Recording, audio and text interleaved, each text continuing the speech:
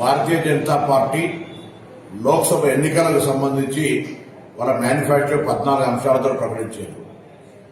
బలహీన వర్గాల ప్రధానమంత్రి అని చెప్పుకునే నరేంద్ర మోడీ గారు 14 అంశాల్లో ఒక్కటి కూడా బలహీన వర్గాలకు సంబంధించిన అంశం పెట్టకపోవడం చాలా శోచనీయం. ఇది దేశంలో ఉన్నటువంటి బలహీన వర్గాలందరూ కూడా గమనించాలని కోరుతా ఉన్నాం.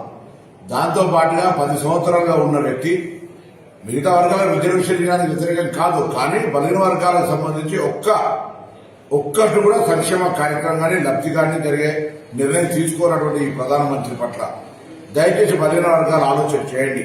కులగణన సర్వే చేయడానికి కాంగ్రెస్ సిద్ధంగా ఉంటే దానికి సంబంధించి పాంచ్ న్యాయ లోపల కూడా అదొక అంశంగా పెట్టితే కూడా గతంలోనే ఆ అంశాన్ని వ్యతిరేకించే వ్యాపార వర్గాల పార్టీ అయిన భారతీయ జనతా పార్టీ సుప్రీంకోర్టులో అఫిడవిట్ ఇచ్చి ఈ యొక్క కుల గణనకు వ్యతిరేకంగా నిర్ణయం తీసుకుంది.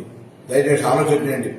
ఎంత బీసీలు ఉన్నారో, ఎంత ఎస్సీలు ఉన్నారో, ఎంత ఎస్టీలు ఉన్నారో, ఎంత మైనార్టీలు ఉన్నారో, ఎంత ధనిక వర్గాలు ఉన్నారో తెలిస్తే వాళ్ళకంత న్యాయం చేయొచ్చు అనే ఆలోచనతో ఒక సామాజిక స్ఫూర్తితో కాంగ్రెస్ వ్యవహారం చేస్తే పూర్తిగా వ్యాపార వర్గాల పార్టీగా వ్యవహరిస్తున్నటువంటి నరేంద్ర మోడీ బీజేపీ ప్రభుత్వం వాళ్ళ మేనిఫెస్టోను దయచేసి ప్రతి బీసీ చదవండి.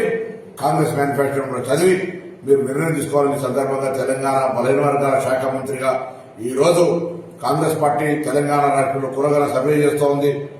అనేక కులాలకు కార్పొరేషన్ నుంచి ఆర్థిక పరిపుష్టి కలిగే విధంగా చర్యలు తీసుకుంటా ఉంది. భవిష్యత్తులో బలహీన వర్గాలకు న్యాయం చేసే విధంగా బిడ్డ మీ పక్షాన్ని నిల్చుంటాడు.